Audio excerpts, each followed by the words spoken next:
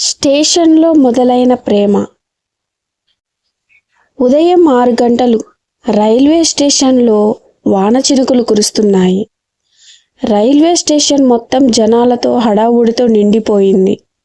అందరి మధ్యలో ఒక అమ్మాయి, తన చేతిలో ఒక సంచి, తన కళ్ళల్లో ఎన్నో కలలు. ఆమె పేరు నిత్య. అదే సమయంలో అదే ప్లాట్ఫామ్పై నిలబడి ఉన్నాడు అరుణ్. అతను తన చెల్లిని పంపించడానికి వచ్చాడు. రైలు రావడానికి ఇంకా 10 నిమిషాలుంది.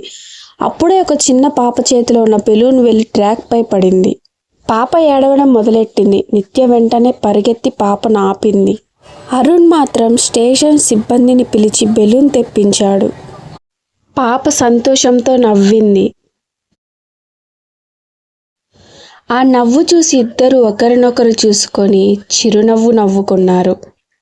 అది వారి జీవితంలో మొదటి మాట కాదు, మొదటి చూపు కాదు, మొదటి అనుభూతి. కొద్దిసేపట్లో రైలు వచ్చింది. జనమందరూ ట్రైన్ ఎక్కే హడావుడిలో ఉన్నారు. నిత్య చేతిలో ఉన్న టికెట్ కింద పడిపోయింది. అది గమనించిన అరుణ్ ఆ టికెట్ తీసుకొని "ఎక్స్క్యూజ్ మీ టికెట్" అన్నాడు. నిత్య చిన్నగా నవ్వి "థ్యాంక్స్" అని చెప్పి రైలు ఎక్కింది. రైలు కదలటం మొదలైంది. కానీ వారిద్దరి మనసులు మాత్రం అక్కడే ఉండిపోయాయి. ఈ యాదృచ్ఛిక పరిచయం ప్రేమగా ఎలా మారింది